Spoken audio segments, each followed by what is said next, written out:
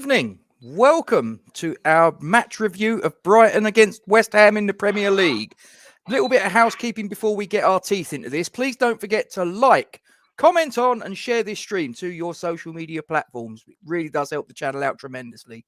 Make sure you subscribe to our YouTube channel and hit that bell icon for alerts on new content. As always, we thank you very much indeed for your support. Now, before we get into it, I have to just do this little disclaimer because there might be people that watch this that think we're being critical of the season. This is a match review. I have to get this out of the way, Duke, because there will be people that will think pair of miserable sods. Well, we'll do a season review going forward.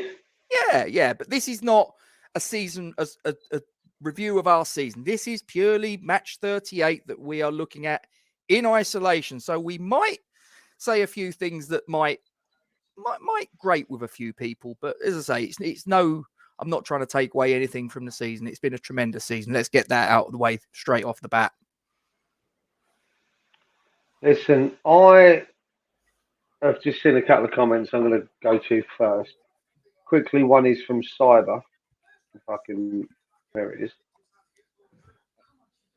Why is it not working, Rob? Rob, why is it not working? It doesn't love me today. What is that? There we go. It's taking its nice, sweet time, isn't it? Cyber, what the actual fudge? Why? That's a long walk. That is a long walk. That's not just a long walk, Rob. That's almost, married. Yeah, all right. Deary. Kent has decided he's going in early. I'm not going to put that up. We'll start that for later, Rob, shall we? Yeah. Well, I'll tell you what we're going to do, because neither Duke nor I went to the match. This guy did. This guy, he was there with his cardboard cutout of Mr. Mark Noble on his 550th final appearance. Legendary. From Mr. Miles. Legendary. Yeah. We've got a special guest, haven't we, Duke? Because neither of us were there on the South Coast, but we've got one poor, bedraggled, harassed individual that's sitting in the green room very patiently, and let's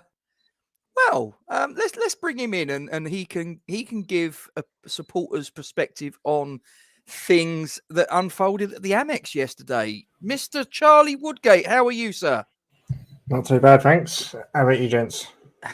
Well, we're okay. Well, I'm okay. I can't really speak on another day, another dollar. Better than yesterday afternoon, anyway. Yes. Did you start off sort of, before the game kicked off? Were you reasonably confident we were going to get a result? No, not really. We haven't beaten them in decades. So I think it was always a long shot, wasn't it? Before the game kicked off anyway, it was always a long shot that our result was going to go our way and Palace's result was going to go our way, especially considering we ain't beaten for 10 years. So I wasn't expecting it, but it's when you get to half time and everything's going your way and you think maybe there's a chance. And then our dreams fade and die as the song goes. I'll tell you what, as you said there, it was and it's how I feel when I look at Happy. It was a big but. It was a big but. And Rob, I don't care. It's the last review of the season. I don't care, Rob. Jesus. Don't care. Oh, it's been nice knowing you. What's she going to do? I'll just hold my hand out. She won't be able to get past my hand, will she? There hand is on her that. forehead, and she'll just swing and miss. So she'll love find you, a Happy. way. She'll find a way. Last review of the season, Rob. I don't care. Do you know what really frustrated me, chaps, is the fact that if we'd have lost and Manchester United had won, or even if we'd have won and Manchester United had won, I'd kind of be, listen, there was nothing we could do on that last game. We did everything we could if we'd have won, and if we'd have lost, it'd have been an irrelevance anyway if Manchester United had picked up all 3 points. They didn't. They lost. And that's the thing that really pisses me off, is that the door was left ajar and all we had to do was walk through it. We were 1-0 up after 45 minutes. Things were looking good. Charlie, what happened? I mean, as you say, that's the way it went is what's the absolute killer. The fact that we was 1-0 up as well and we've somehow come out at half time a completely different team. It's I'm still not really sure what happened. Brighton, to be fair to Brighton, they come out a completely different team as well as we coming out a completely different team. They looked like they was going to score on every attack in that second half. I thought we couldn't defend for love nor toffee, but yeah, as you say, it's the way the afternoon progressed. It was all going right. You get to half time, everyone's in the concourse at half time celebrating, singing about the Europa League, and one howler from the goalkeeper later, we're 1-0, well, 1 goal down, or back in level terms, I suppose. What did you make of the opening goal? Watch the replay, and the only bit of mitigation I can try and make to maybe not absolve Fab, but to try and put a little bit of context on it, is as the shots come in from Veltman, Zuma, I'm sure it's Zuma, if you watch it again, he's running from right to left across the penalty area. And I'm just wondering, is it that he hasn't seen the ball until quite late and that's why he's made a bit of a meal of making the stop? Or am I being a little bit too generous? I've seen the goals. Well, I've seen their first and our goal. I haven't seen the others. I worked all day yesterday. You can imagine it was quite a hectic one. I'm going to quote Charlie Walsh here. And anyone watching already subscribes to Amex Chat, so I can't do anything like he did for us yesterday when I went in at half time to say hello. But if you haven't, go over there and subscribe. Amex Chat, lovely people. He tries to preempt it, Rob. He tries to preempt where the ball's going and makes an early dive. That's all I've got for you. That's all I've got for you. Is he tries to make an early dive and preempt where the ball's going. And ballses it up because it kind of goes under his body, under his legs. It's kind of a real, just awful blunder from him. And the problem is, as loyal and as good and as fantastic, wonderful that Fab has been over the last, I don't know, X amount of years, we're now picking up on these balls ups by him. Now we're picking bones out of as YouTube channels, fans, across, barroom tables and everything else. Is we're picking up on the Flappy Hansky moments. I mean, listen, he got that nickname at Arsenal for blunders, and the blunders haven't gone away the older he's got or the more seasoned professional that he's become. And now we're spending more and more time talking about them on YouTube. We're spending more and more times talking about them. And I just don't think now there can be any more excuses. As a goalkeeper, a save as to where the ball's going to go before the shot's been taken. Do you know what I mean? I get it with penalties. I fully get that with penalties. You have to make a decision and go. I fully understand that. But when you're talking about something in open play, you can't judge that. You can't. At the end of the day, it is what it is. You have to make that. You have to make the save as it happens, kind of thing. I don't think you can preempt a save in that kind of situation, and unfortunately, he tried to. And the next thing you know, Bosch, as Charlie said, we're 1-1. And at that point, listening to the guys that were talking about the game and everything else, it was only going to end up one way. As everyone says. Sorry, go on. Sorry, Duke. No, sorry, Duke. Carry on. I was going to say, it did seem from kind of other reviews I've listened to, the highlights kind of that I've watched. Potter makes the changes. Obviously, we didn't play our usual 4-2-3-1, apparently, from what I'm beginning to understand. Players were slightly out of position. It was a slightly different tactical workout. And Potter made those made changes at half time, tactically and a sub. Mm. And anything else just went to pot, really, after that. We didn't look, listening to the guys watching it, how they were watching, I don't know, can't condone it. But listening They to the were in guys their that were apartment in the watching south of France. in the south of France underneath my pub, it didn't look like it was going to, it was only going one way. Charlie, if I bring it back to you, is it as simplistic to turn around and say that it was the substitution at halftime of Neil Maupay that was the catalyst for the shift in momentum?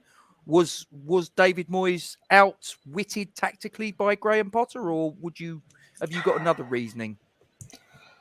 Yeah, I'm not sure about that. I think, let's be honest, Fabianski's got to save that. Fabianski has to save that, and it was only after that point that I felt Brighton took the momentum. Brighton had the momentum at that point. They've scored, what was it, 3, 4, 5 minutes after half time. Their tails are up. And then they're on the attack. They're as I say, they've got the momentum. So that changes everything, that early goal in the second half. I think it's probably it's certainly a fair point and some element of truth to say Potter outwitted Moyes. I think Brighton's managers have outwitted our managers for the last 10 years, as we keep saying. So it's not a new thing. That Maupay is an app. Well, I won't swear, but He's an absolute hit. Yeah. Yeah. A lady part. Yeah. That's the word I was going to go for, but I think it's a bit too early for that. Give it half hour. Yeah. But no, yeah. I think as soon as they get that early goal in the second half, the momentum's with them. We're on the back foot, and everything changes. I mean, from my perspective, the one thing that I had coming across to me during the game, and I don't know if you had this as well, Duke. I'll get your thoughts on this.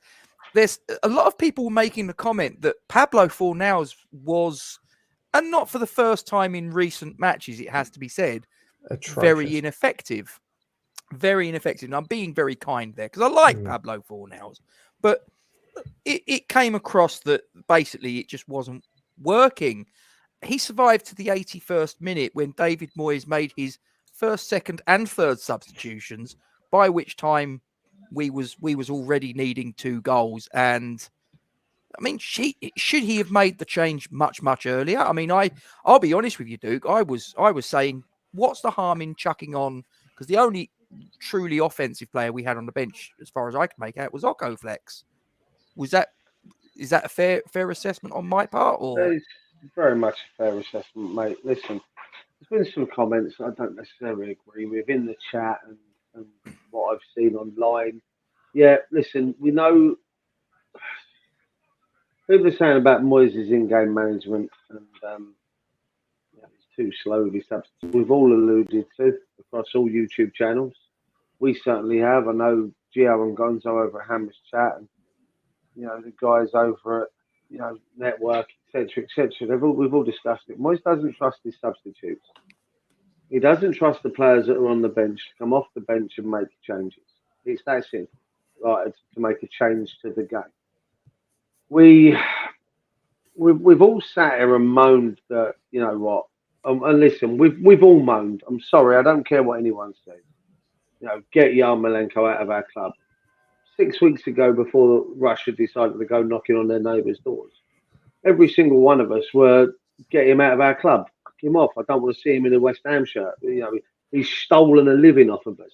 Listen, that was just a few of the phrases that I'm picking up out of our comment section on live videos. Okay, it's true. Don't care what anyone says.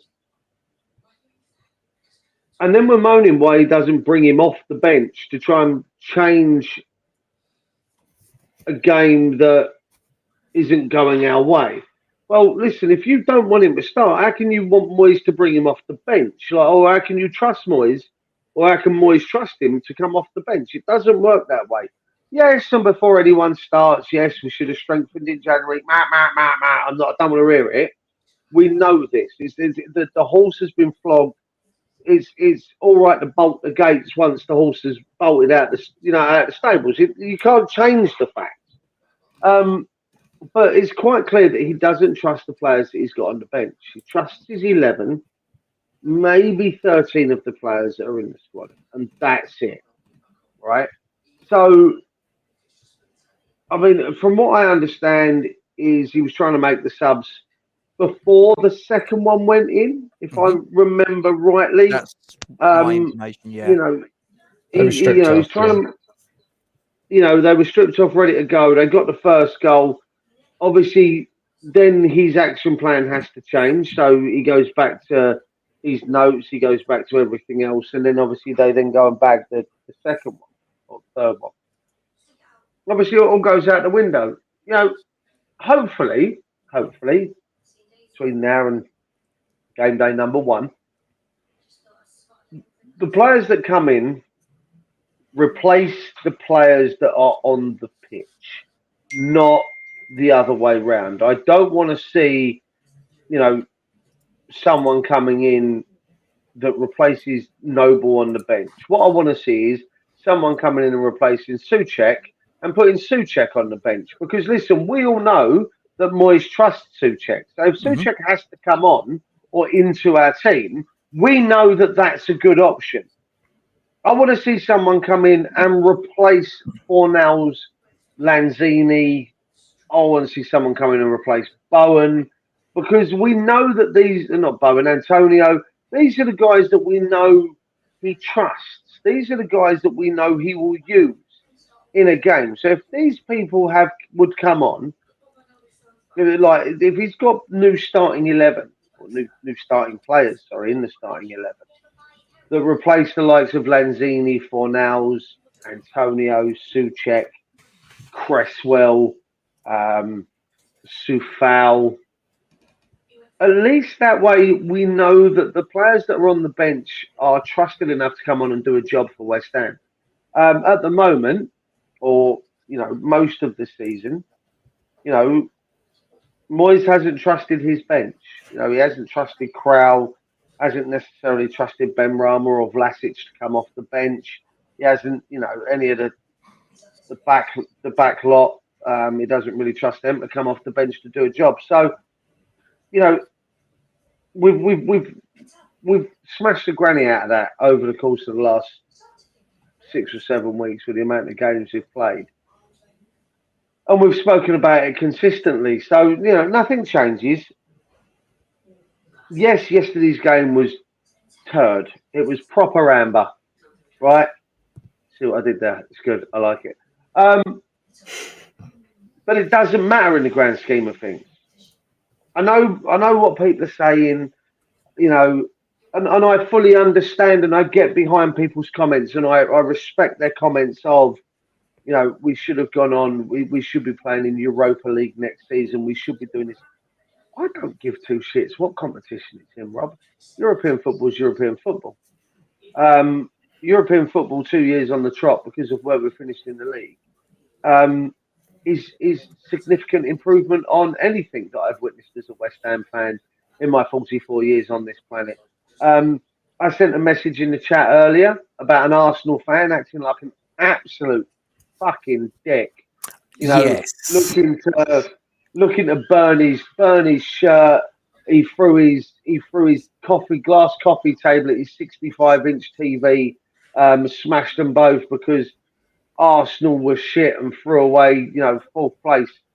Mate, as you alluded to, Rob, and I'm going to steal your thunder with this one. Do it.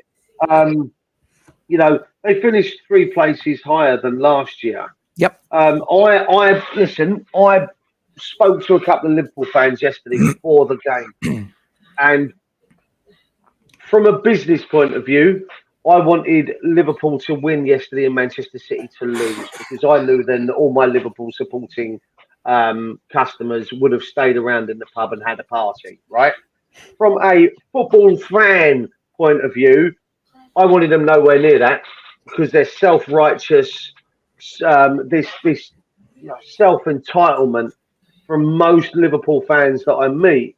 And I say most because there are quite a few that are nice enough and don't have that air of of arrogance around them. But Arsenal have that kind of self-entitlement when it comes into Europe and European football, and I don't like that. Mm. You know, when you're a club like we are, when you're a club like, I'll tell you what, I'll even go a little bit further. When you're a club like Newcastle, who and you know, massive club in regards to fan base and you know all the rest of it. You know, they've suffered for fucking years. And then you've got clubs like Arsenal, like Liverpool, that have this kind of self-entitlement, this self-indulgence, and I don't like it. It doesn't work for me. So I don't care. Listen, yes, we lost yesterday. Yes, we were outplayed in the second half. Oh, well, move on. Season's over. We've got European football next year. Wait, bring it on. Fair. I totally agree with that last bit. Just to go back on the point about the bench. I think it's definitely correct that there's a lack of trust in our squad depth from Moyes. But we've been saying that for 3 years now. This has to be the last time we say that. Yeah, agreed. He's had 5 transfer windows, hasn't he? Absolutely, yeah. And I'm sure fans will debate all for the rest over the summer whose fault that is, whether it's Moyes, Sullivan, Brady, whoever, don't care. Brighton has to be the last time we say Moyes doesn't trust his squad. Because if we get to the point where we are this time next season, we're still saying that, someone's fucked up. Yeah, agreed. Yeah. I mean, what is your opinion on that? I mean, do you have an opinion on where the responsibility lies? Where does the buck stop? I think Gio coins this point perfectly when he says David Sullivan and David Moyes trying to do anything is a disaster waiting to happen. One's dithering, can't make a decision.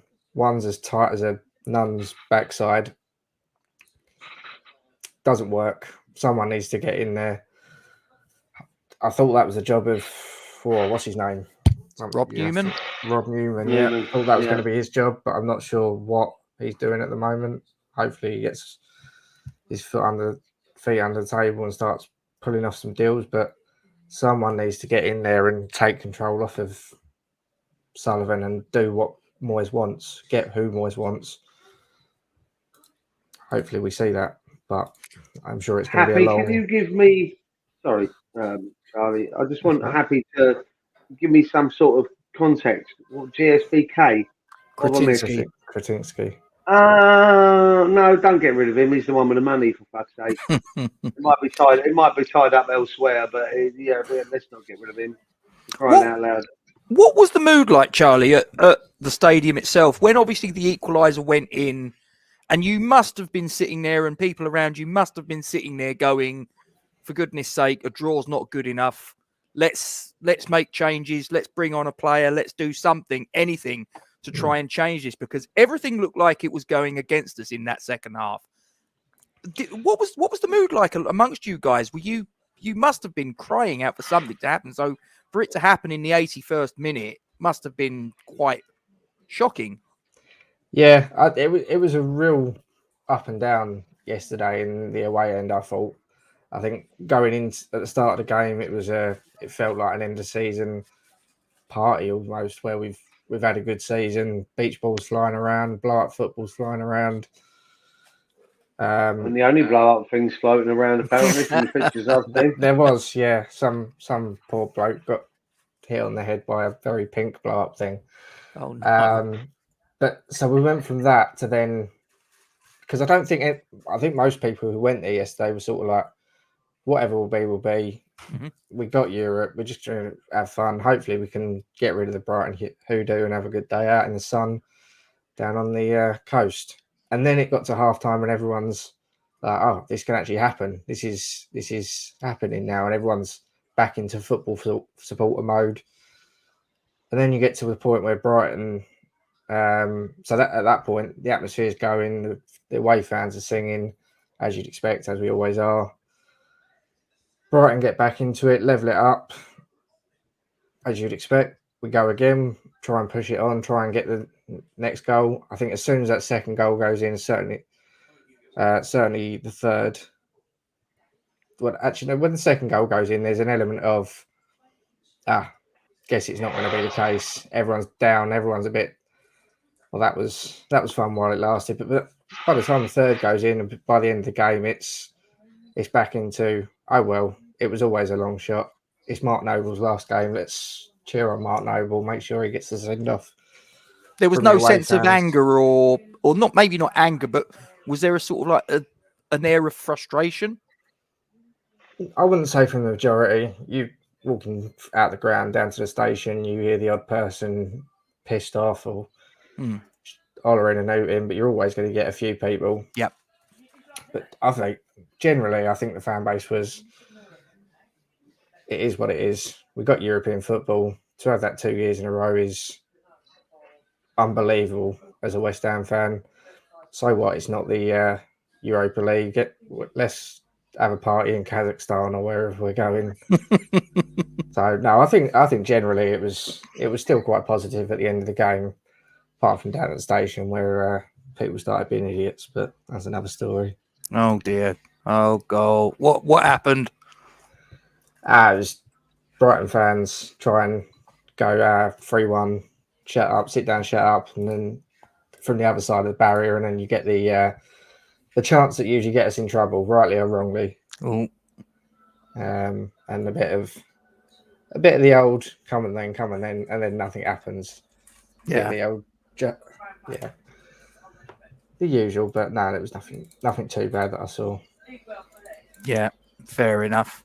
But, what were your thoughts when the final whistle went, Duke? I mean, were you sort of like quite philosophical about it, or was your immediate reaction one of, it's got away from us, the opportunity? No, if I'm honest, Rob, I didn't care. It sounds really, really bad, and it does sound really bad. I didn't care. Like, it's Brighton. Everyone's already spoken about it, and it's Brighton. And listen, European football's European football, right? It's great to be playing again next year. I don't care what I'm on it. Don't go. Well, I say I don't care. I'd love to be playing Champions League football. But you can imagine Champions League football with the squad we got right now. Jesus wept. We all laughed when Sheriff beat Real Madrid at the start of the season. Well, we'd be losing. We'd be losing to St Patrick's or someone out of bloody Ireland. You know what I mean? It's just Mura. Do you remember them? They beat Tottenham in the Conference League last season, and they're in it again this season. I notice. But again, European football. Listen, Tottenham didn't take that competition seriously, regardless. I don't care what. No. I spoke to Spurs fans, and they're in agreement. They didn't take it seriously.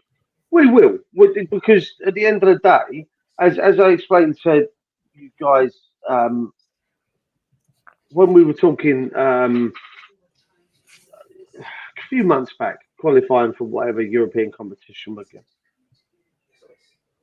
A lot of bigger clubs, self-entitled clubs, so-called we're big clubs, turn their nose up at the League Cup in this country. And they do. I don't care what anyone says. I'd rather concentrate on the league. Especially when they go out. When they get knocked out, Right. But you see certain clubs like Manchester City that will put out the kids. And don't get me wrong, their kids are still better than probably 90% of teams in the Premier League. Arsenal put out kids. Liverpool put out the kids. They don't give two shits about the League Cup. And teams like Arsenal, Man U, Liverpool, Spuds, the top six, if you want, would look down their nose at the conference as European football. They would. Are you telling me Leicester turned their nose up at Europa Conference League last season when they got relegated out of the Europa League? Now, the only ones that looked down on it was Spurs. And you can tell that by the teams that they put out, Rob. I'm sorry, I don't care what anyone says. Yep. I don't care that we're in that league next season, in that conference. Bring it on. I'm telling you what, I'd have that all day long. If you turned around and said to me, for the next 3 seasons, as part of your rebuilding exercise, you're going to flip between Europa League and Europa Conference for the next 3, maybe 4 years as you rebuild. Mate, I'd rip your arm off. I'd rip your arm off to be playing Europe 4 seasons on the trot, regardless of what level it is. I've been a West Ham fan don't get me started, Andy, I was coming to that towards you. I've been a West Ham fan for 44 years, Rob, right? I don't remember the FA Cup final win. I don't remember, playing in Europe off the back of that. I remember we weren't allowed to play in Europe after '86 because some wankers in Europe, not too far from the Premier League title yesterday. So near yet so far, I would suggest. Yeah. So I've seen us lose to Astra Gugu and twice. These in these so-called qualifying rounds. Now I know we've got to do a one-game playoff qualifying round for the conference. I know this because I listened to Russ Budden over at West Ham Network. Yeah, it's a two-legger. Is it a two-legger? I thought it was a two-legger. 18th and 25th of August, and the draw for it is on the 1st. Then bring them on. What? Yes, 44, happy. I am 44 years old. I'm not ignoring you, you cheeky move back. But, I've not witnessed 2 seasons, especially 2 seasons in a row. I've certainly not witnessed 2 seasons like this in my lifetime as a West Ham fan. So, bring it on. Bring it on. I'm in my 44th year, Rebecca. That's why I'm 44. I'm in my 44th year on this planet. Jesus Christ, what is this fucking lot on about? No, bring it on. I'll listen. Conference this year, conference next year, conference the year after. Bring it on. Don't care. Because tell you what, is anyone going to be looking down their nose at us if we win it 3 years on the trot? What you got? Bring it. Gets a trophy before Spurs, wouldn't it? They probably could have done with that trophy. Mate. Ooh, can you imagine? Are you pretty much in alignment with what Duke's just said there? If the next 4 seasons we're flitting between Conference League and Europa League, that's something that sits well with you? Absolutely. If I had an opportunity to rip someone's arm off for 4 years in a row in a Conference League, even without Europa, I'm quite happy with that. I've seen West Ham in the Championship struggling to get out of it. So, yeah. Conference League in Europe, absolutely. How proud are you, Charlie, just to stay with you there, looking at that table?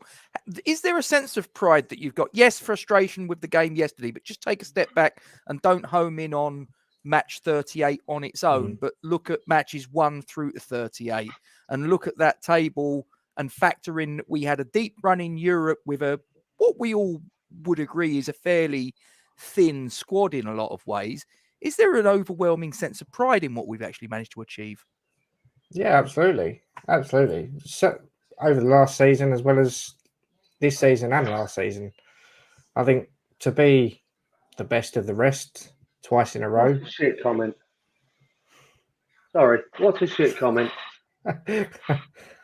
Fucking nothing to do with it. In the grand scheme of things, nothing to do with it. Work it out. If you know it's going to be travel, work it out. Shit comment. I'm sorry, Dave, but that's shit. That's the joke. That's a joke of a comment I'm hoping because I'd rather play Europa League. I'd rather play Thursday, Sunday, and be in a European tournament, one that we could probably compete in, rather than being in a Champions League. And if we don't strengthen, embarrass ourselves. So no, stupid comment. Sorry. Yeah, don't get me wrong. I can't. I've said it to you, Rob, loads of times. I can't stand Sunday games. There is nothing worse than 4 o'clock Sunday. Yeah. Getting home.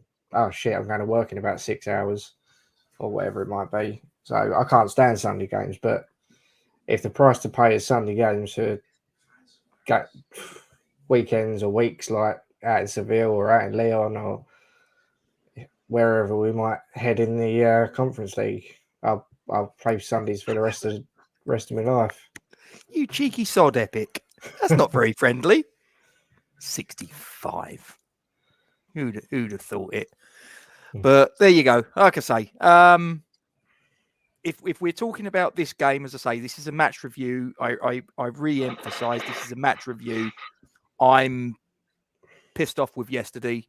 I do think it was an opportunity missed, especially given that Manchester United had the 3 points taken from them by Palace. So the opportunity was there for us to get 6th place qualification for a higher tournament. But like I say, taking a step back, I'm very proud of what we've achieved. And if I just turn to, I put a couple of little polls up, which some of you may or may not be aware of, on the Forge from Iron Twitter page and on the Forge from Iron Facebook pages. I put a couple of polls up and just basically said, and it was a binary choice. I know life isn't like that. Life is much more nuanced, but I just thought, no, I'm going to be just binary, yes or no, black or white. And I just sort of said, has this season been a success or a failure? As I look right now, there's 17 votes on the Facebook page, and all 17 have said it has been a successful season. If I turn to the Twitter page, not quite. Twitter's always more negative. Yeah, that's the one. Absolute Sort of like this. Ain't that the fucking truth? Yeah, 76 votes. 92% of the 76 have said it's a success, but 8% have said it's a failure. I'd love to know if those 8% are actually proper, genuine, dyed-in-the-wall West Ham fans that have seen a lot of the crap that we've seen over the years. I do think that some people sort of like lose a little bit of a sense of perspective sometimes. Yeah. Mate, most of them lose a sense of reality. It's ridiculous. I mean, Andy put a comment up earlier, mate, about boys.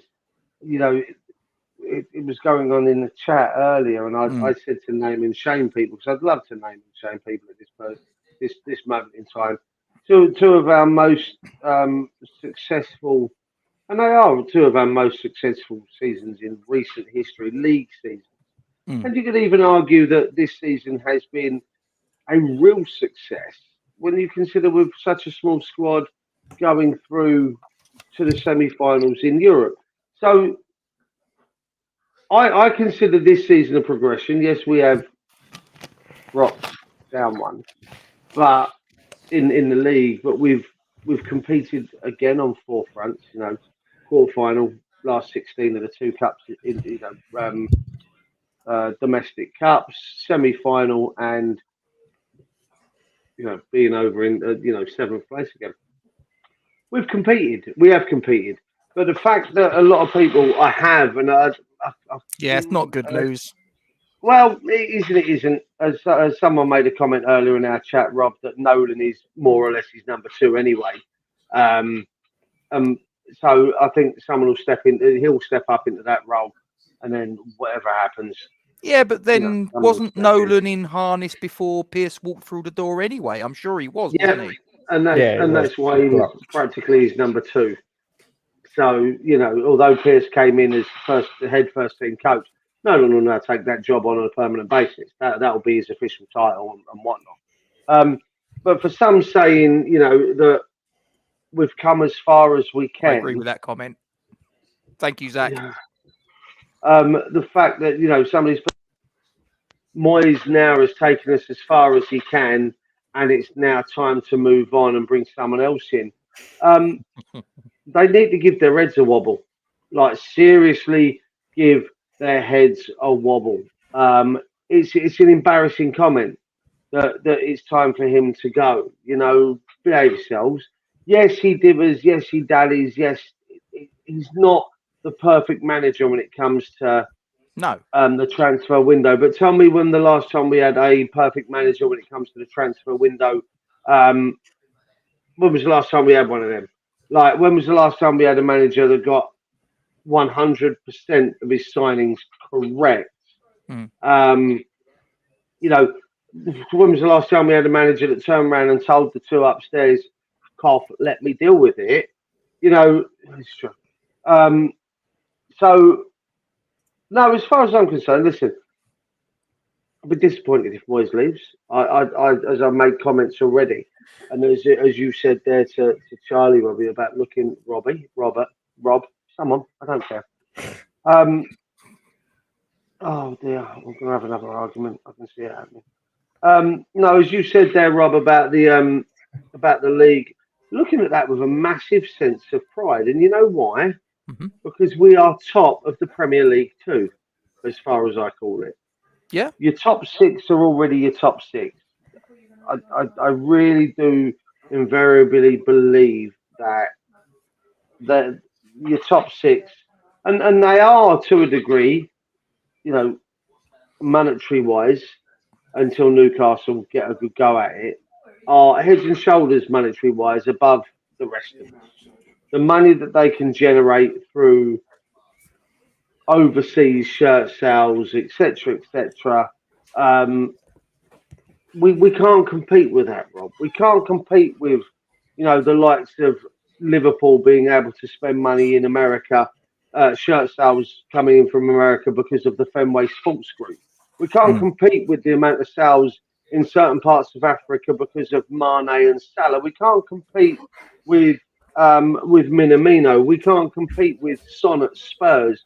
We can't compete with Manchester United and their Asian fan base of selling shirts, etc. Chelsea and all the rest of it. We can't compete with that kind of thing. We can't compete with the money that's already sat there within those clubs. You look at Chelsea being taken over by a massive conglomerate. I'm looking at Wrexham. They lost yesterday to Bromley in the FA Trophy, I want to say. Well, I'm beginning to wish, Rob McElhenney and Ryan Reynolds had decided to come and take us over. I think they wouldn't have had the kind of money that he did. But I'm just bemused. I'm proud. I'm really proud of the club that I support to finish, top of the rest if you want, top of the Premier League too, if you want. But next season's crucial. We need the signings to be on point. We can't have and I'm going to bow slightly to James's opinion, but also throw mine in now. Can't have no more Vlasic, Krau, Ben Rama style signings. What we need to have now is these players that are ready to come in and run. They're ready to come in and do and replace what we've already got. Like a Lingard. I get we need some sort of bedding in time. I fully understand that. But I also now really want players that have Premier League pedigree. If the rumours are to be believed, and it came out again yesterday, that we're going in with £50 million this week for, if we've got 50 million for Calvin Phillips, apparently we're going in for, like today, tomorrow was going to be what was going on. If the truth is to be believed that we're going after Tarkowski, we're going to go after Pope, we're going to go after, Dwight McNeil. I'd be all over this sort of shit because these are the guys those are the three, Tarkowski, Pope, and Dwight McNeil, that stood out in the Burnley side that were fucking poor. Don't get me wrong, they were poor all season. But I'd take those three players and I'd try and get them for whatever we can get them for. I'd take Watkins. I would take Watkins, but I don't think that 50 million quid is going to warrant that. The fact that I've seen Calvin Phillips play alongside Declan Rice in the national level, and Declan Rice is the one that went, I want Phillips, go get Phillips. Go get Phillips. I turned around and made a comment to a couple of Arsenal, Man United fans today again, actually, that if Man United kept their squad as it is, but replaced two players in McTominay and Fred with Declan Rice and Calvin Phillips, Man United will be a threat next season in the league. Because I think they've got everything else in there. So let Pogba go, granted. You've got Sancho, you've got Rashford, you've got Lingard in there. I'd give him another go. You've got Fernandes. If you replace Fred and McTominay with two defensive midfielders that are A, defensive midfielders, and B, can defend, then the back four wouldn't be under the amount of pressure that they're under consistently at United. I personally think that anyone who gets Calvin Phillips next year has got a ready-made kind of Declan Rice-esque player. If we get Calvin Phillips next season, we've got someone that can do the Declan Rice to Thomas Souček role, whilst Declan Rice goes off and does the Thomas Souček role that he wants to. You see what I mean? That's what's happened. Is that Thomas Souček last season before now, did the going forward role.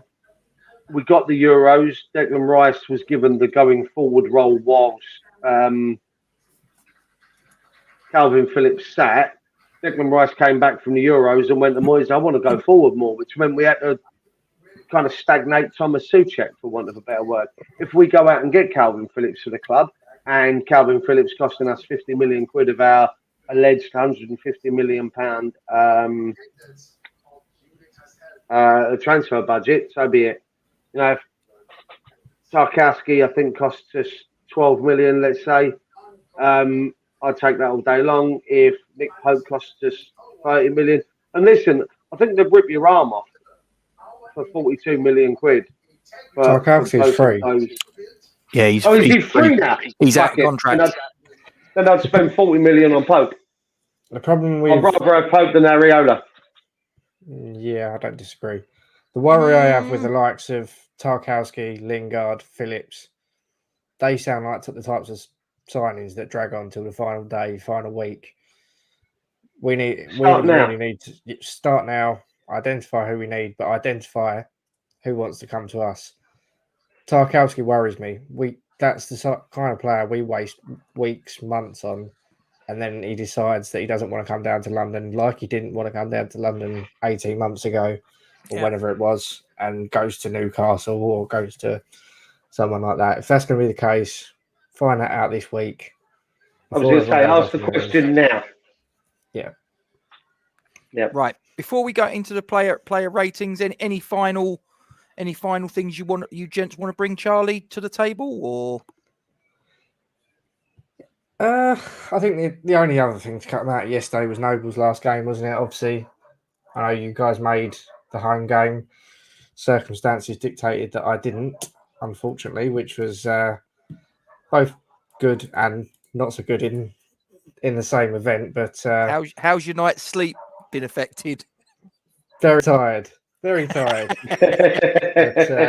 unfortunately, I wasn't able to be at Noble's last home game, but I did watch it with my newborn son before he turned 24 hours old. So that's something I'll always have to talk about anyway. So that's fine. But no, it was good to give Mark Noble a send off yesterday. He got a great reception. Obviously, I think it was Andy, a few of the other boys from West Ham Fan TV took a nice prominent cutout down, which I saw in the chat. Got home safely, which is good. But no, it was, and to be fair to Brighton, it's worth giving them credit. They didn't have to do a presentation. They didn't have to do anything for Mark Noble. He's not their player. So for them to do a presentation before the kick-off, and to the Brighton fans as well, they clapped him both before the game and when he come on as a sub. To be fair to them, they clapped him then as well. So fair play to him.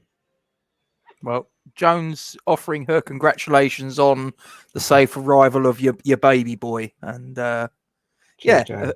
he's already a hammer, Joan. He's already a hammer, as I'm sure you knew already. Anything you want to say, Duke, before we get into the player ratings? Yeah, just cover that comment that was back here from Andy. Souček, mate, is the obvious person that has to drop out to get Phillips into the side. I don't change the formation, I don't change anything else we do, but by bringing Phillips into the side, what it does is it strengthens us defensively that Souček can't do. Whereas last year it was Rice who could do. This season it was Souček that couldn't, and that's what I'd do. That'd be the person I'd drop. Epic, I'm going to have to look at this Castellanos. I have no idea who he is. But the fact that you and Mr. Fever are quite excited about him, I will go look him up and hope that he's not another Ben Rama. I've heard his name mentioned. I think probably this time last year, more or less. Is at New York City, if I remember rightly. And I think obviously the obvious connection is that if he's any good, if he's really that good, probably Man City have first dibs on him for obvious reasons. But anyway, that's a conversation for another time. Let's do the player ratings.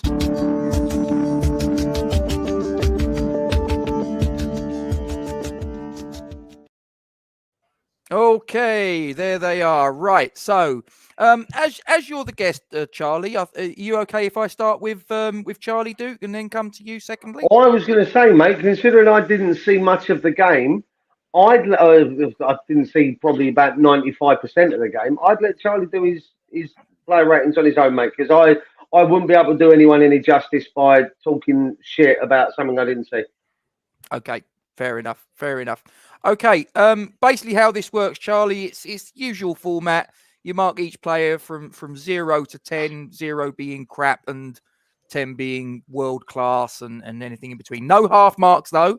That's the rules. And you might notice that you've got a Superman emblem and a Z there. It's your hero or your 0 award, should you wish to award them to any particular player. So we'll start between the sticks. Talk to me about Lucas Fabianski. Is there much more to say? Possibly not. I don't want to slate him. I don't want to go into him. He's been a good servant over the years. Probably one of our best keepers in a long time. I think that's fair to say. Always had a flap in him. They're becoming a little bit more common, it seems, at the moment. Didn't have a terrible. I haven't watched it back, apart from on the big screen in the stadium, so I can't say whether he was at fault or not, or should have done better for their final goal. But just for that flap, it was terrible. It was terrible. How many marks can you mark someone down for letting a ball go through them? Many as you like, mate. Probably got to be a 4. A 4. Is he in line to get your 0 award, or is there someone that you think may have actually plumbed the depths even further, dare I ask? There might be. I wonder. I have a feeling I know where he's going as well, but I'll shut up. Yeah, I think I've filled in the blanks, but we'll see. Talk to me about Aaron Cresswell. Good game. Decent. Well, I don't know if anyone had a good game. Good first half. They didn't do anything wrong particularly, I don't think. Looks as dangerous as ever down that left-hand side. We always look more dangerous down the left-hand side than we do the right. I think we'll get to Soufal, but Soufal puts in more good crosses than Ben Johnson does. He's better going forward than Ben Johnson does. But it takes a lot of crosses to get a good one. He might put in 1 or 2 out of 10 that's good. Whereas Cresswell, you get a good cross most of the time. He'll hit one too long or one too short. But solid. I think probably a 7 for Cresswell. 7. Fair enough. Vladimir Kufal on the other side. This was one I didn't really understand. I didn't understand the substitution. Well, I did and I didn't. I get that he come off because Johnson's a bit more solid. I've not heard that there was any injury or anything like that. So I presume it wasn't an injury and it was tactical. As I say, he's a lot more attacking than Ben Johnson. So at the point where we need goals, why'd you take off the most attacking right back that we've got? As I say, I think probably a controversial statement, but I don't think either Ben Johnson or Soufal, I never know what to say. I don't think either of them are particularly good enough long term. Maybe not this summer because we've got so much to do with everyone leaving, everyone out of contract, retiring. We probably haven't got the budget this year, but I don't see either of them being our right back in 5 years' time or 3 years' time. Yesterday, Soufal, okay game, put in some decent balls. Didn't see too much from that Cucurella, who I think is a great player. Bit of a twat again. Whinging to the lino for what I presume was something to do with the throw-in, but yeah, a bit of a twat, but good hair and good footballer, but didn't really see much from yesterday, so I'd probably go 6.5. I'll probably go 6. 6. Fair enough. How about Craig Dawson? What did you make of his performance yesterday? The centre-backs are a difficult one because most of the goals happened up the opposite end of the stadium, and I liked the Amex. It was my first time going to the Amex yesterday. It's a nice stadium, nice In the middle of nowhere, though, right?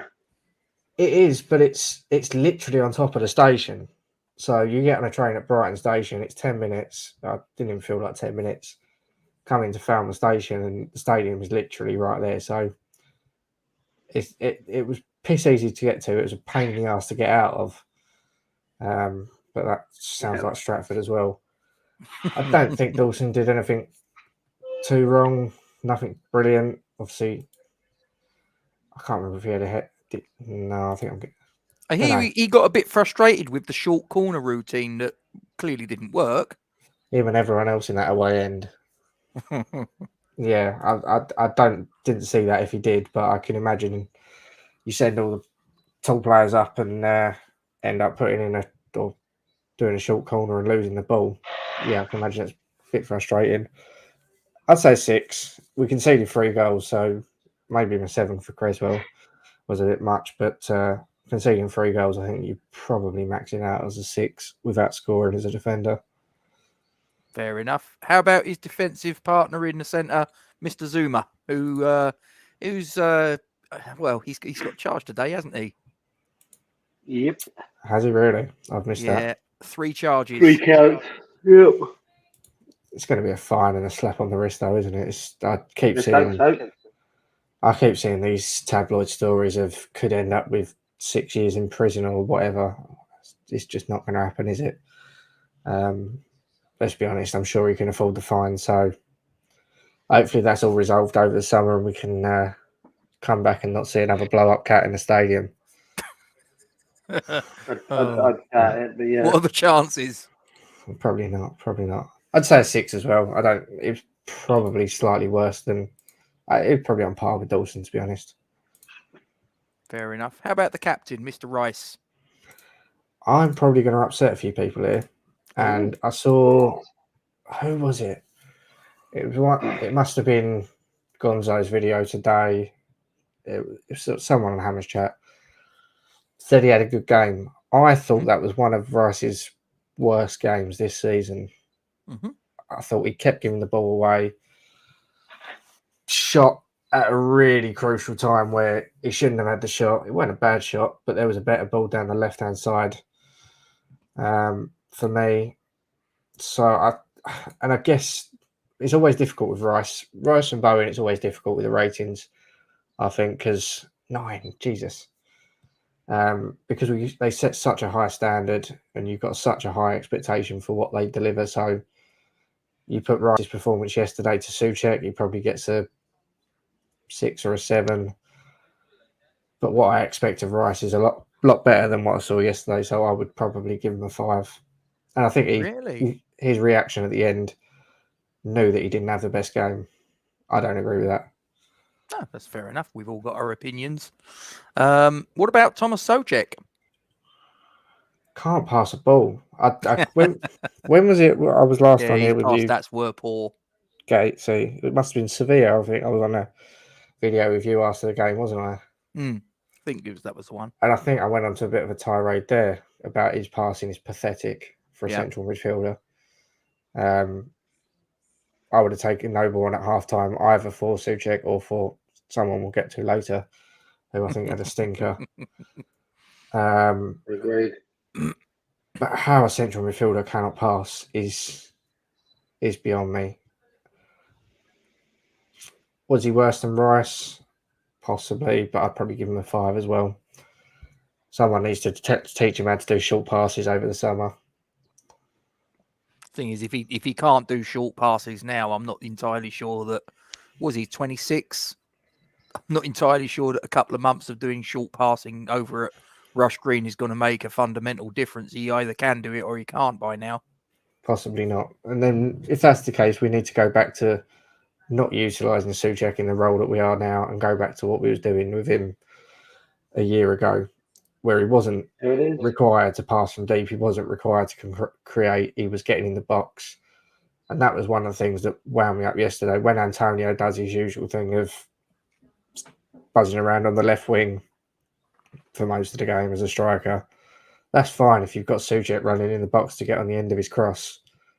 Antonio on the left wing, crossing the ball to no one's no good. But if you're playing Souček as a DM, he's not going to be in there. So I think that's a frustration of his current role, I think. But yeah, not good yesterday. Not good. Fair enough. How about Manuel Lanzini? And I mean, you'll be able to tell me because a lot of the information that I got, they put Lanzini like the graphic is here, that Lanzini was on the left and Fornals was in the 10 position. Is that how it was from your perspective, or? You know me, Rob. My memory is pathetic. I think I would have noticed that if that was the case. I don't think that was the case. I don't think that's how we started anyway. As with what we've been doing pretty much all season, we can start with that 3 in that order, and then they buzz around, and sometimes Bowen ends up on the left, and sometimes Fornals is on the right. I think we've been doing that all season, but no, I think Lanzini's in the middle, and Fornals was out on the left as usual. Yeah, because we haven't got a left winger out of our whole squad. Do wingers exist these days? As far as, I mean, obviously Duke and I are a little bit older than you, Charlie. I mean, I'm not entirely convinced that old school wingers still exist. No, there's not many. Although probably Ben Rama's best.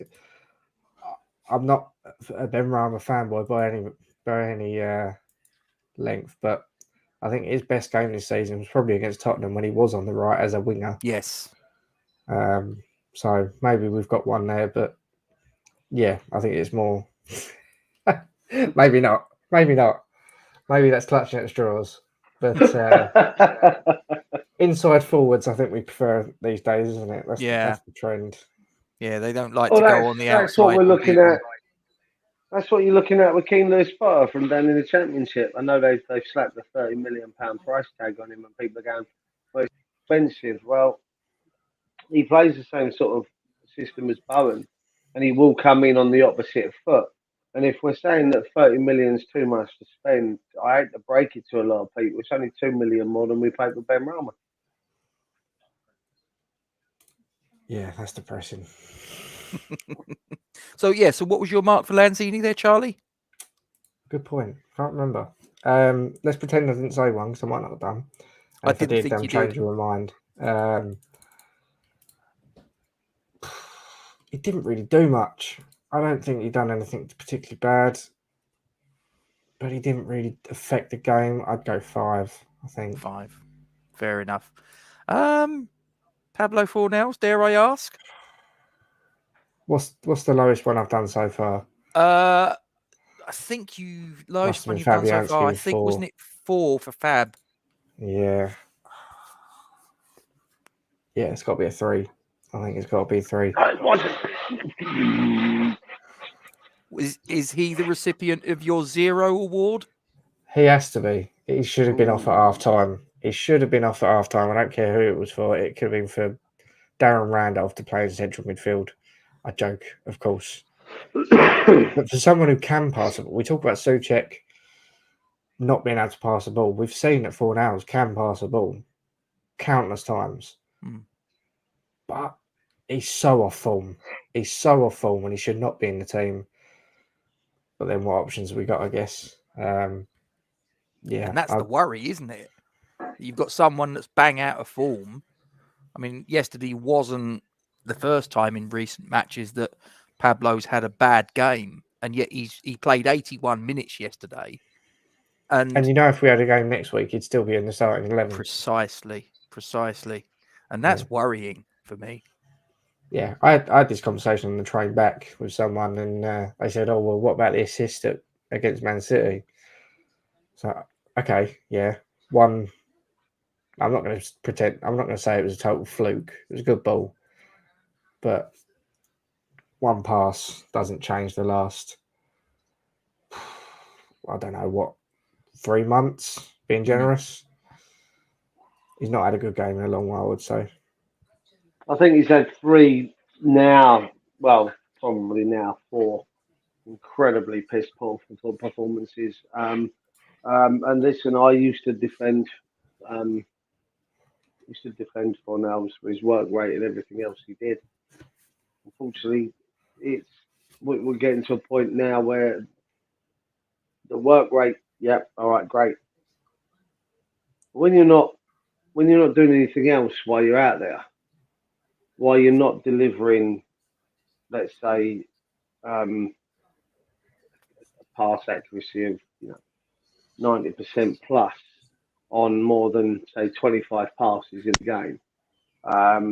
When you're not,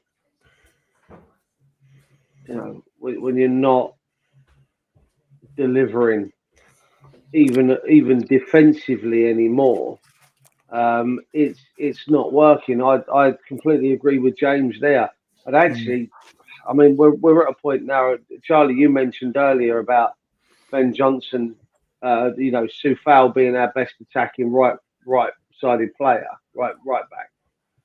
Well, I actually think that Ben Johnson's better on the left, personally, going forward, because he doesn't have a choice when to whip the ball in. He just has to swing a left peg at it and put a ball in the box. And listen, we saw it against Leon away. Yeah, I said before, it's not a great cross when he does it, but it works in our favour, and well, that's what matters at the end of the day. I'd actually like to see him as the left back next season, Cresswell as his backup, because Cresswell still does have something to offer. He does. There's no two ways about that. It's not exactly over for Cresswell just yet. I'd actually like to see Ben Johnson as the left back and Harrison Ashby as the backup right back to Soufal next season. And I'd actually like to see Fornals and even Lanzini to a degree, if we don't get Phillips, those two to drop in to replace Crow and Noble as the two CDMs, because you can have Fornals play alongside Declan Rice, you can have Lanzini play alongside Thomas Soucek, or vice versa. What I wouldn't do is I wouldn't have Lanzini and Fornals playing the holding roles in a game together of any kind of significance. But I will say I've been a staunch defender of Pablo Fornals over the last season. His last 3-4 games have been absolute dog shit. Yeah. And unfortunately, he's not a left winger. He's not a left-sided attacking player, as someone said just then. He's he's an industrial. There you go. James said it. He's an industrial midfielder. Yeah, agreed. He's a around goal. You've put him there, kind of like an Ian Bishop, Gatesy from back in the day, a John Moncur kind of workhorse in the middle of the pitch. I think that's where he needs to be from next season. And I actually sitting here now thinking about it, I'd actually would do exactly what I've just said. Yeah. I'd actually use them two as the drop-ins and go out and buy 2 new attacking midfielders. I'm just going to make a point. And like I say, I'm the first to admit Pablo Fornals in recent times has not cut the mustard. He hasn't. And if there was anyone that could have grabbed his place and made it their own, then he would have been out of the team. Unfortunately, for whatever reason, that hasn't happened. Whether that's Moyes' stubbornness, whether that's that we haven't got the options that are viable to replace Pablo Fornals, I know not. Just one thing I will, though, say, Scott, you make the point there that, because obviously Mark made the point that Fornals dropping form due to his newborn, and that thought has occurred to me, and you've obviously retorted that was months ago. I'm gonna ask a question. This isn't me sort of trying to criticise you or anything like that. It's a genuine question. Do you have any children? Have you ever had sleep deprivation that has gone on, your kids crying and all the rest of it? Because if you have... Listen, let Charlie enjoy it, for God's sake. Don't ruin it for him already. No, but he'll find out. But seriously, Scott, that could go on for months. Now, I don't know whether that is the reason. I don't know if that's an excuse. I haven't got a clue. But I've got 3 kids, and I can tell you now, and the first 2 were twins. So just consider that.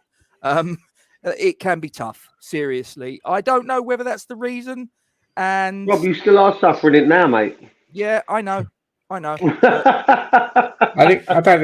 I think you're right. And I'm sure I'm 8 days in. God, I'm going to get killed if that's wrong. I think I might be wrong. Might be 9 days. So I don't really know what happens in 3 months' time. But you'll find out. It doesn't really change the point.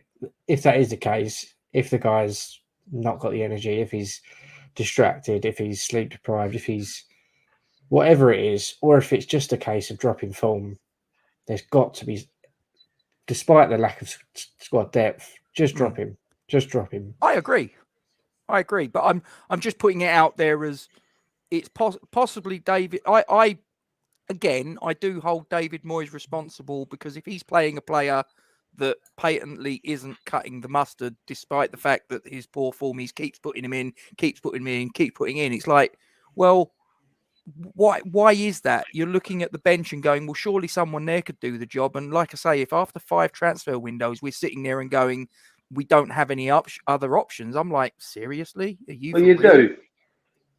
Of course you do. have Ben Rama. Listen, as much as I'm a big Ben Rama basher, and everyone knows where I stand on that. He can replace him. He's proved that he can replace him. You've got Vlasic there, who has shone in certain points. Sorry, Duke. Sorry to cut across you.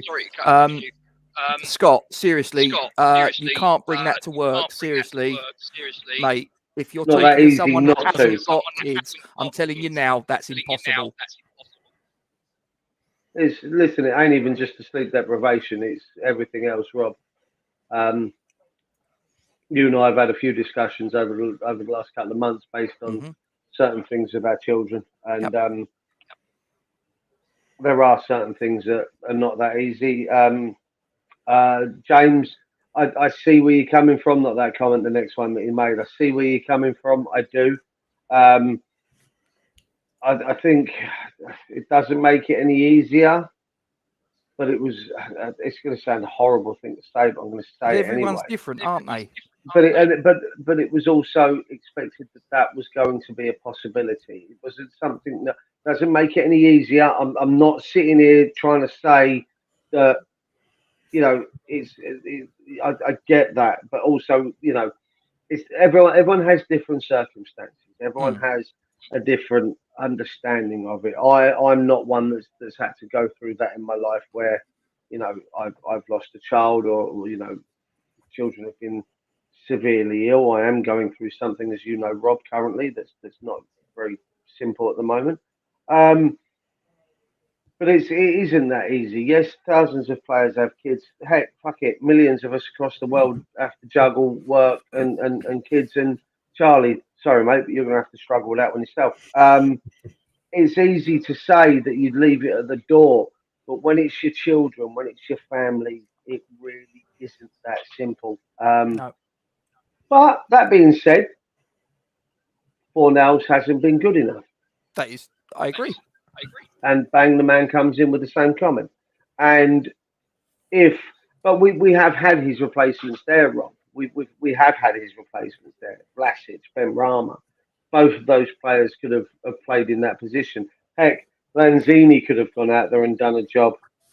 Has it actually put out there why they weren't on the bench, Duke or Charlie? Does either of you know the reason? Because I haven't. I believe they were both injured. Both of them? Yes. I hope for Vlasic.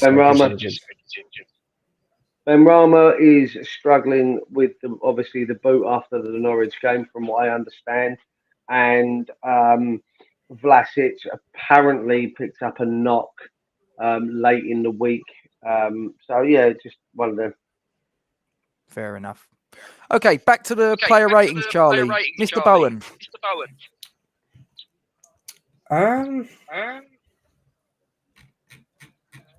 It's a tough one. It was nowhere near one of his best games. Don't know why I can hear myself. Duke, have you got a speaker on or something? No, I'm still in my headphones. Okay. Yeah, let me mute myself and. Yeah, That's better. by no means one of his best games. Obviously, didn't have too much going forward.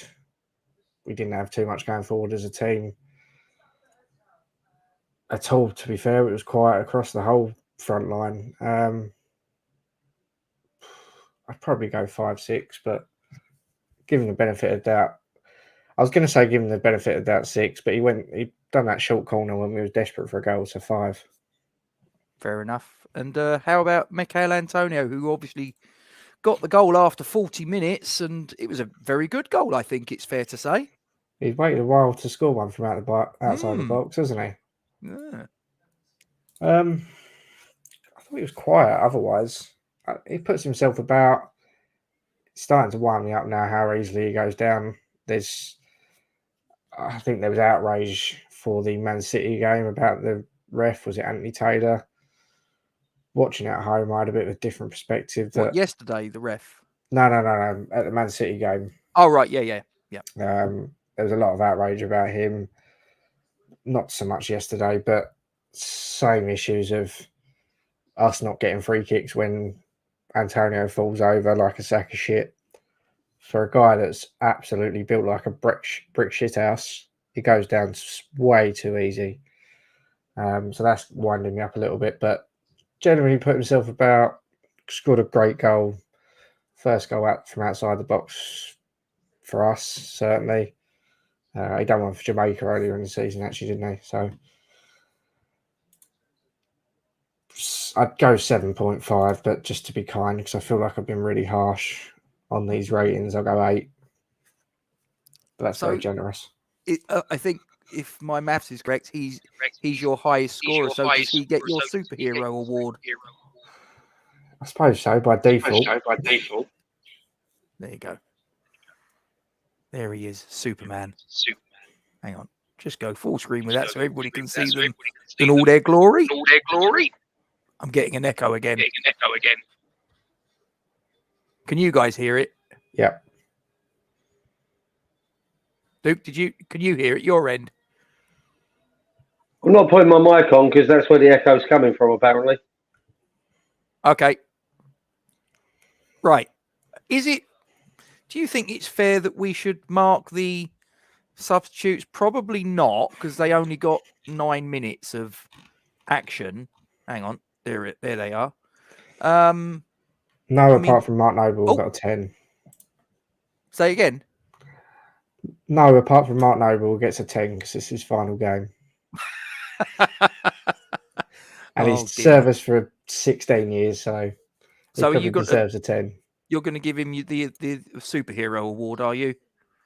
Yeah, let's go for that, because that seems much more feasible than Antonio. Fair enough. Did any of them make any discernible impact on the match? No. They just sort of, I suppose it's unfair on them, isn't it? At the end by of that the day, point it was gone, wasn't it? Yeah.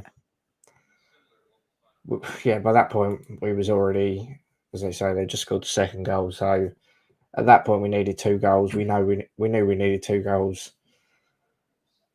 Very unlikely that's going to happen. I think the away fans knew it wasn't happening. It wasn't going to be our day. Felt like the squad knew it, and then sort of all the attention turned to Mark Noble and celebrating what's been a successful season. So no, I don't think anyone had a particular impact.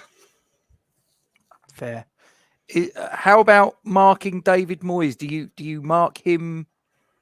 Do you mark him sort of like down, or did he bottle it? You got to ask what he said to him at half time. I think Duke's dropping you a hint. I didn't see that. Try again. 0. Yeah. Oh no, I don't think it was worse than Fornals. But then it was Fornals. He did choose to keep Fornals on there for over 80 minutes. Did. Yeah. And has done it for 3 months now. So yeah, maybe you're right. Is it fair? Is it? Do you think? You can't keep getting outsmarted by Brighton over and over and over and over and over and over and over again. It's Brighton, for God's sake, and that's not disrespectful. Well, maybe it is. I don't really care, to be honest. I'm sure there's not going to be any Brighton fans watching this. Probably not. There's barely any West Ham fans that watch it, to be fair. There's bogey teams you don't mind. When we had Everton as our bogey team, you sort of say, they're a good team. They got some good players. They're probably better than us at that point. Arsenal probably a bogey team at current. Yeah. But Brighton. I'll tell you what, this comment, Scott, I didn't agree with obviously your comment about babies, but we'll leave that to one side. But yes, completely agree with this. I don't see when and I know the subs were being ready to come on before the second goal went in, but we needed to chase the game at 1-1, let alone 2-1. I don't see what fundamental difference it makes pulling off a right back and replacing the right back with another right back and pulling off a midfielder and putting in a midfielder for the last 9 minutes of his career. I don't see the point. And you've got a kid on the bench that's been banging goals in for the under-23s. It's the last 9 minutes of the match. I mean, I'd have had him on earlier. I'd have had him on with at least 20 minutes to go, possibly half an hour, and just give him a little crack. Why not? What are you going to lose? If the game's 1-1, we're not going to get sixth.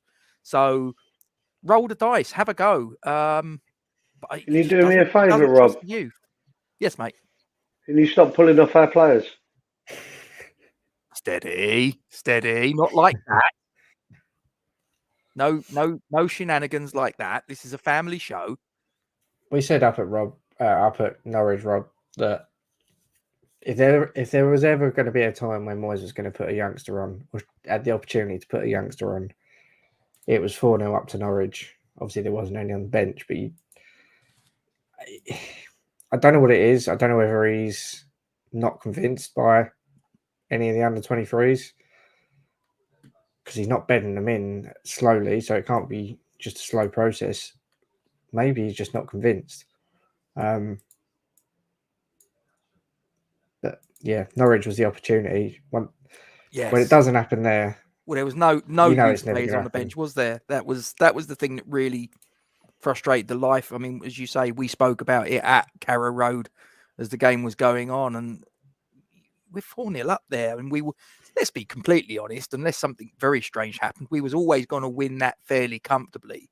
So there's your opportunity to give the Occo Flexes, the Elises, the Baptistes, the Perkins of this world. Give them 15 minutes to showcase themselves and see if they've got it, what it takes. Otherwise, you're never going to find out about them. Yeah, and there's a lot of talk about the Europa Conference League next season and trying to get youngsters involved. There's a lot of youngsters we won't be able to get involved because of the squad registration rules. A lot of them won't qualify to be additional squad places. Very high or low likelihood they get an actual 1 to 23 squad number in the Conference League squad. This is assuming we get through to the group. So there's a lot of that under 23 squad, the ones that Nevers and the guys like that, Occo Flex, they need to get a squad number, otherwise they can't play in Europe. And I think I'll be very surprised to see many of those youngsters feature next season. Unfortunately or fortunately, depending on your thoughts on how good they are. Is that pretty much where you're at, Duke?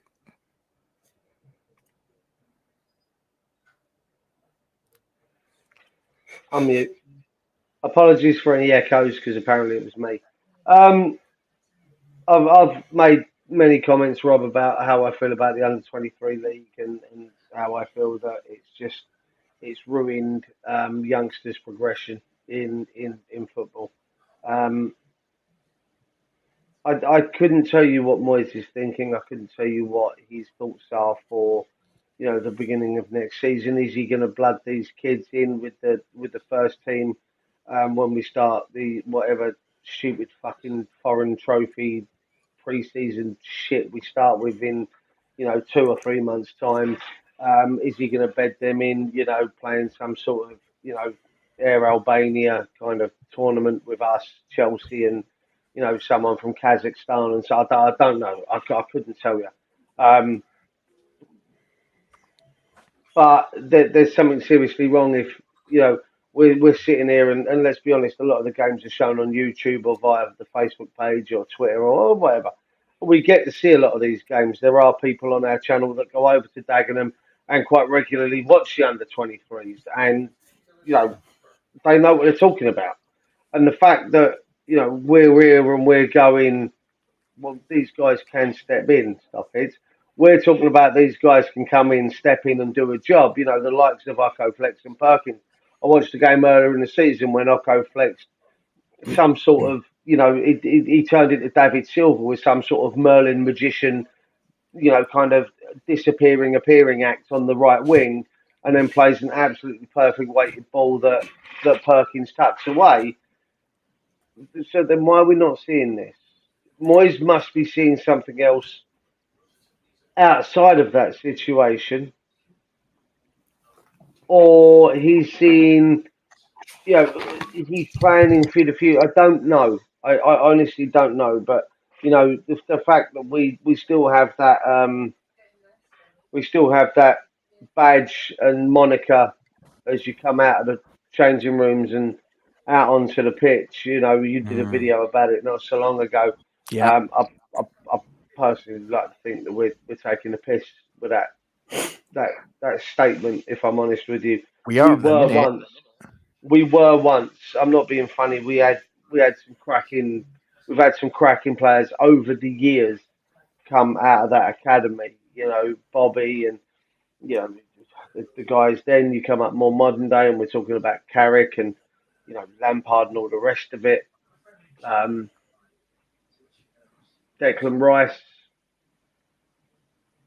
he will be one of the greats to come out of the academy, if not, he certainly will be the greatest modern day player to come out of the academy, and by that I mean probably from Rio and those guys up to present date. I actually do think that Declan Rice will be better than all of those. There can be questions to be said about whether he becomes the greatest academy graduate. I don't know. It depends on what he goes on to accomplish at international level. We do. Yeah, I agree with that. Yeah, Moyes did play a kick on Rooney, but that tells you exactly that Perkins. That he was a special talent. Oh, listen, I'm not. But you know what? He's actually better in a brothel than he is on a pitch. Allegedly.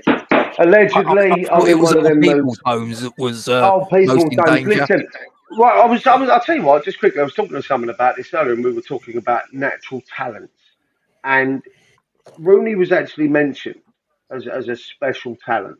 He was a good player, scumbag person, personally, my opinion. But that's John neither Terry. here nor there. Again, if only you knew what I know about Mr. Terry. Maybe I do. Maybe you don't. Maybe he never nearly had the Chelsea. Well, his Chelsea career never ended in a way that it should have done, and that's him not playing again. But no, we were talking about sounds like Mason Greenwood. No. This is careful. Allegedly, that wasn't an allegation. When you owe the wrong people significant amount of money. Fair enough. Andy says, my missus calls me special.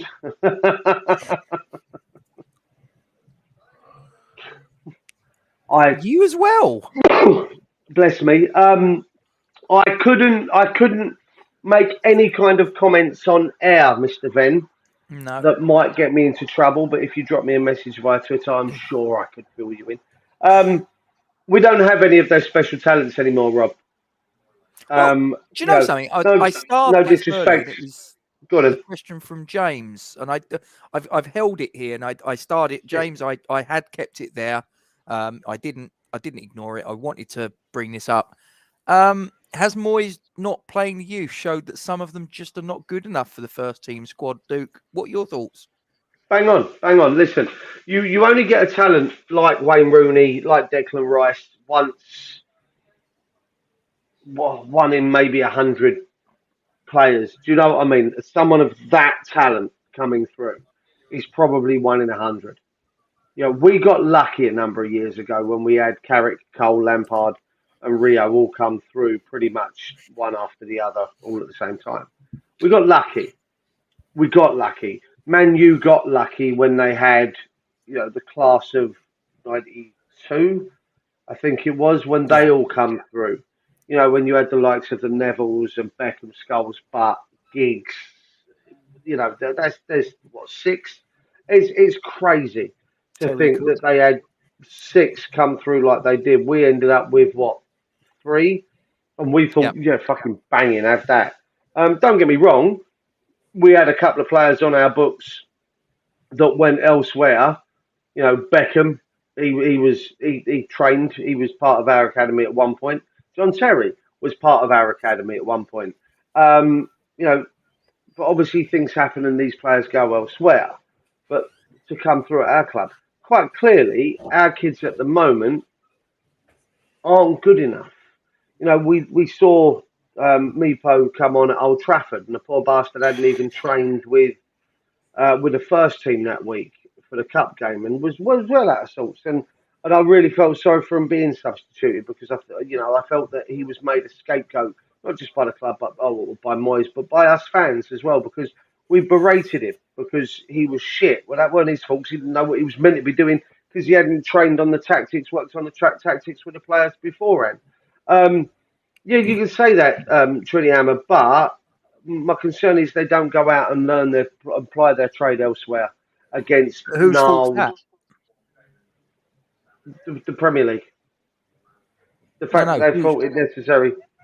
It's the players' fault, but it's also the Premier League for making the Premier League too that makes these kids feel too comfortable that fuck it, I don't have. I've already made it playing in the Premier League too. If I don't make it into the first team, I've already made a nice little name for myself in the Premier League too. What they need to do is you need to whip that Premier League 2 away. You need to take the under-23 league away and go, right, okay, well, you're going out on loan. You need to stop playing them against people their own age and their own level because they won't learn nothing from playing against kids their own age and their own level. You know, again, you and I stated we watched the kids down at Ebbsfleet at the start of the season, and they were shit.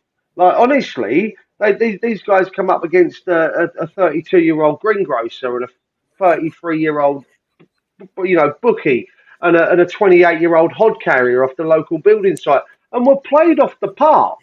You know, Occo Flex played, and he was in the back pocket of a student car dealership owner from round the corner. For fuck's sake, like it was embarrassing. My highlight of the day was Harrison Ashby calling someone a cunt. That was the highlight of my day.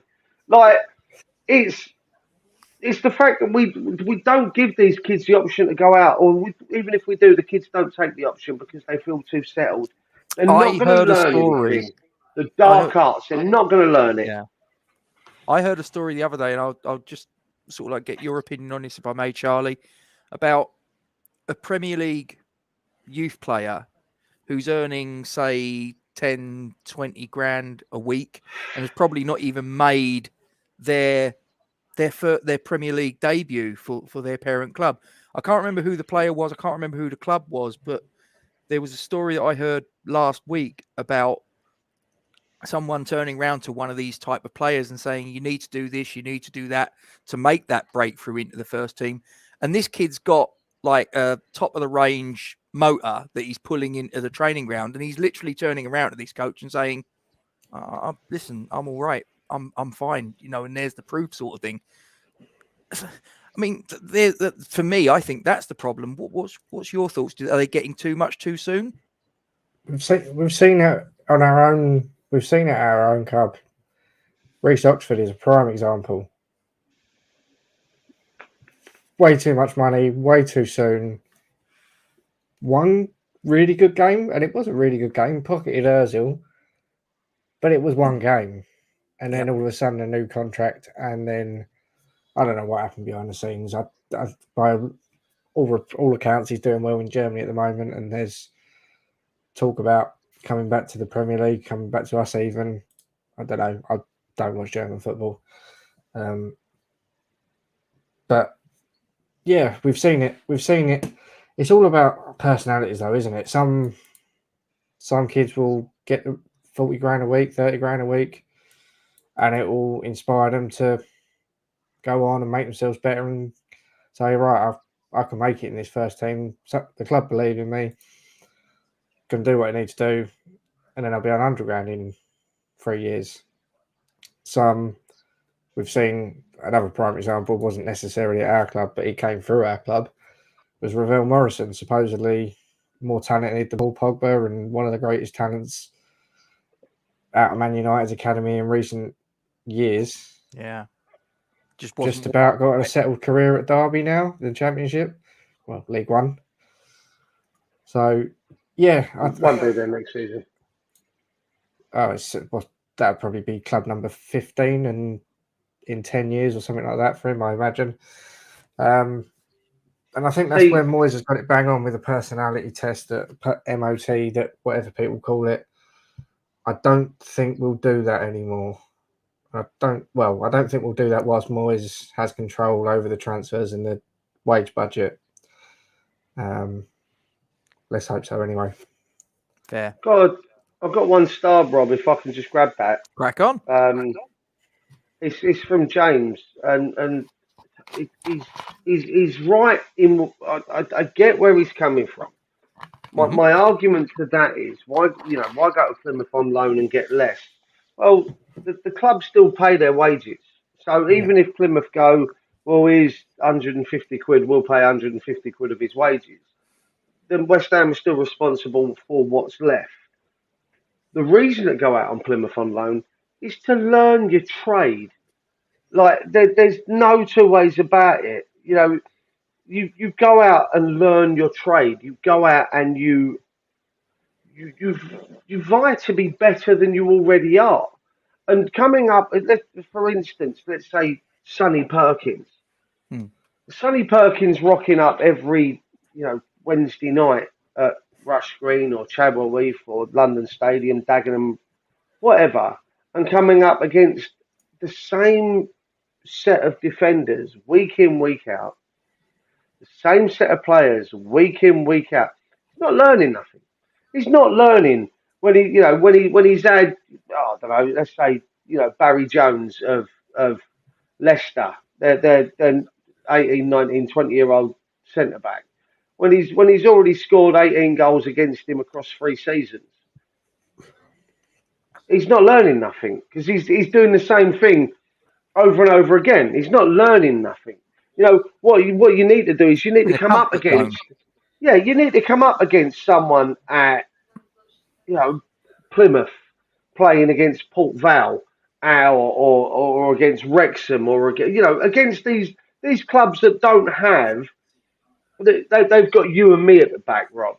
These life-worn, grizzled centre-backs that are just like, I'm not being embarrassed by a 16, an 18-year-old. Take that, you little prick. Now get up and try it again. Then you start to learn. Then you start to have a bit more of appreciation to the game, and you start thinking about how can I improve myself because I'm not being embarrassed by a 32-year-old geezer at centre-back anymore. Jermaine Defoe did it at Bournemouth. Jermaine Defoe went to Bournemouth and learned how to play the game in different ways, learned how to be a different player for different scenarios. These kids don't. They don't have to because it's the same players, the same age. I'll tell you what, Andy, me and Gacy went to the player appreciation night with Slater Ward, Sinks and Matty Jarvis in the end. Yeah. And I'm not saying that Trevor Sinclair had to do it. I don't think he probably ever had to clean someone else's boots. I think he came along just after. Trevor Sinclair? Just after. Yeah, I think he kind of came along just after that was the norm, shall we say. No, he'd have done it because I know Rio did. I know Rio and Frank Lampard. Yeah, but again, I suppose they're a little bit older than him, I suppose. No, I think Rio's a bit older than Sinclair, isn't he? No. Anyway, it depends on what club you're at. But Stuart Slater was saying that, they had to be invited into the changing rooms to go and clean the boots. They had to be invited into certain areas of the stadium. Problem is, some of the youngsters nowadays swan around like they've already made it. Some of these youngsters already swan around like they're a big deal already. Well, trust me, you're really fucking not. You've got a hell of a lot to learn. And the problem is with some of them is, you know, these guys need to go out. They need to go out. They need to learn. Um, they need to learn their trade and learn a different way of playing rather than playing the same thing. And Scott Venn has just read my fucking mind. I start that. I'll throw this one at earlier. I'll throw this one at you, Charlie. Not happening. He's made it clear he wants a manager's job. He'll go. I'm sure he'll be up for a manager's job in the Championship. If he doesn't get one before the start of the season, I think he'll get one during the season. I think he made it clear when he left United that he wanted to make that step into management. So I'm not sure why he would come in as number 2 or number 3 under Moyes at West Ham. As for it being his home, it's no more his home than Rio Ferdinand's home. Wrong. Turning my back on you for that comment. he was here for 5 minutes compared to Man United. You're telling me if it was West Ham Michael Carrick, United last game of the season when he gets Champions League. Michael Carrick gave West Ham more respect in his time since he's left United, since he's left West Ham than Rio ever did. The fact that we went down and Carrick went, I'll give you a year to go back up, but I've got to think about my career. I want to play for England. If we don't go back up at the first attempt, I'm going to need to look to move. I give Carrick all the time in the world for that, and I think Carrick is the most underrated player in the Premier League era. Just to say that and put that out there. I've got fluff all over my neck from me jumper. Yeah, I agree with that. And I'd love to see him come home. I would love to see him come back and be part of the coaching squad. Oi, Andy, bastard. No, maybe the comparison. That was like 19 years ago. Disrespectful because he is a total wanker. I was trying to keep it clean, but there we go. We've gone past. Brownie's coming. Brownie's coming with another one. Brownie's coming with another one. Joe Cole. I think that's a lot more possible. But it can't happen next season because we need Joe back on BT Sport with Colton. We could do. We need him too. No, not when we're playing at home in the Europa Conference League. He needs to be there with Colton and whatever fitty chick was. I can't think of her name because she was lovely. Them three need to be there up on the stadium concourse doing the commentary shit. That's where they got to be. So not next season for me. Sorry, Joe. Right, we're going to wrap it up there. Charlie, any final observations that we haven't covered off regarding the match yesterday? No, I don't think so. It was a roller coaster like the rest of the league was. That was fun to catch up on with match of the day last night. But no, I think overall disappointing result. Oh well, move on. Good season. What we deserve. Good season. European football next year, and let's hope for somewhere nice in the playoff draw. Well, we've already discussed it, haven't we, Charlie? We was planning looking at the map for. No, well, you said Malta, I said Azerbaijan. Yeah, I'm not too keen on your suggestion. That was a 2-day drive, wasn't it? Yeah, 2-day drive to Kazakhstan, Azerbaijan, wasn't it? Yeah, along the border of Syria and Iraq. Not exactly a holiday destination for a missus and a young baby. Well, I'm just looking here. The confirmed teams for the first... We don't enter it until the playoff round, but there's a number of teams that enter at the first qualifying round. It's just one playoff game, Tom. Sligo Rovers being one from the Republic of Ireland. Cliftonville from Northern Ireland. Who else is there? That'll help the bank balance. Who, sorry? I said that'll help the bank balance. A nice little trip over to Ireland. Derry City's another one. There you go. That'd be a nice little away day. You know we're getting Kazakhstan or Moldova. Look, Lucas just said Moldova. Look there.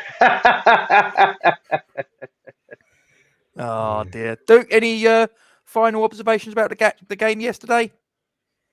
Not about the game yesterday, but Scott, get out of it, man. Oh, sorry. Scott, I haven't seen it yet, but it's on my to-do list. I'm on it. Tom, we've got some cracking stuff coming up. We've definitely got. We're bringing back an old favourite, Robert, aren't we? We're bringing back an old favourite. And yeah, we are. Are we? Don't be an arsehole. Bringing back an old favourite. You didn't run this past me. I don't remember this. Such a little bitch.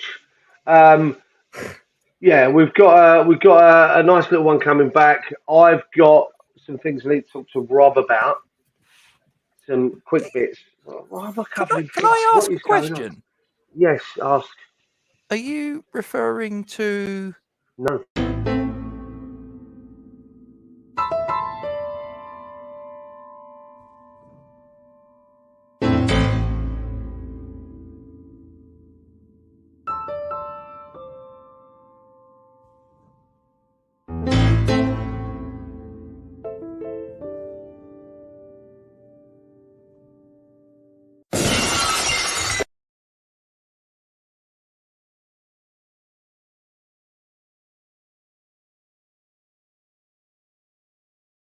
Is that what you was talking about?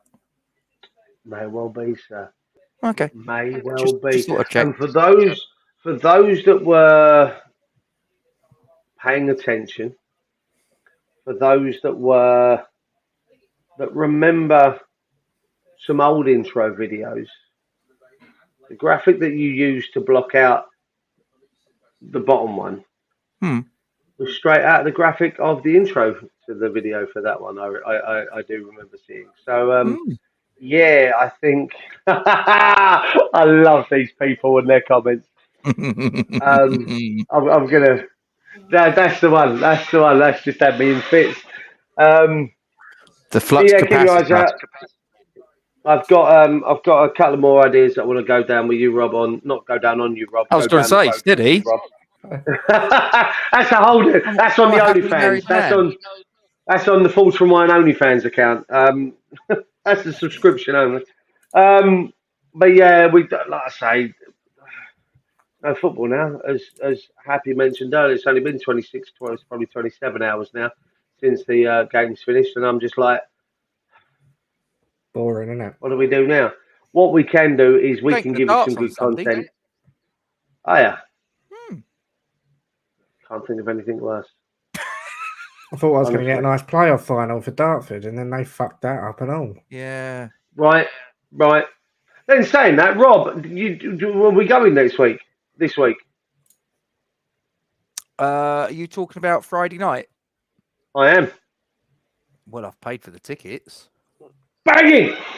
I've paid for the tickets. I get to meet a hero. Unless you're going to stand me up, then yeah. No.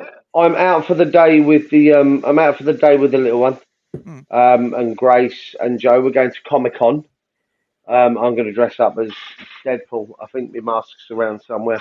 I'm going to put my suit on and go as Deadpool. And then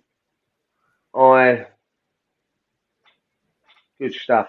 So yeah, I may well meet you somewhere Londonish, depending on what time we come out of Comic-Con. But no, I'll talk to you afterwards because I've got a couple of ideas. And where is that Comic-Con? I don't know. Grace has got her ticket. We've got to get ours yet. All her friends have let her down. Right? That's what I thought. Yeah, it's sometimes the XL or where was the other one I went to? I think the 3. Olympia? Yeah, that's the one. So the XL tomorrow. Friday. Oh, I'll be there then. That's where I'm going. I don't know who's there. Last time I took Logan to Comic-Con, he actually had his picture taken with Lou Ferrigno, the original, the Incredible Hulk. He had his picture taken with him. Got his autograph as well, which was quite cool. Oh, hang on. Sorry, Scott. We're being You know told to what? exit stage left. You know what? Sodja. James, we're going to be doing that. That's one of the ideas. I'm going to be doing something with that. So, yeah. Oh, hello. I really hope not. God, no. God, no. Hope not. What happened to him? I actually think the bounty that I paid was executed and he was shot. Yeah, his sheepskin. Probably someone strangled him with the sheepskin. Right. Okay. Buried him in it. We've whittled on enough. Charlie, thanks for stepping into the breach and helping us with the analysis of the match that we tried to watch the entirety of but failed miserably. But you were there, so you've contributed magnificently on that effort. Cheers for having me. Do it again sometime. It's our pleasure, my friend, and get yourself a good night's kip. As I say, with your newborn, that might be at a premium, but best days of your life, mate. Honestly. Yeah. It's all Anyway, worth it, I'm sure. Guys. Oh, appreciate it. Thank you, Duke. What are we, my friend? I quite like the new hashtag. I'd like to see that trending on Twitter at some point. What about me? Oh, thanks. Fuck you, Gatesy. We're fucking massive, and we're Europa Conference contenders for next season. Happy days. Come on, you Irons.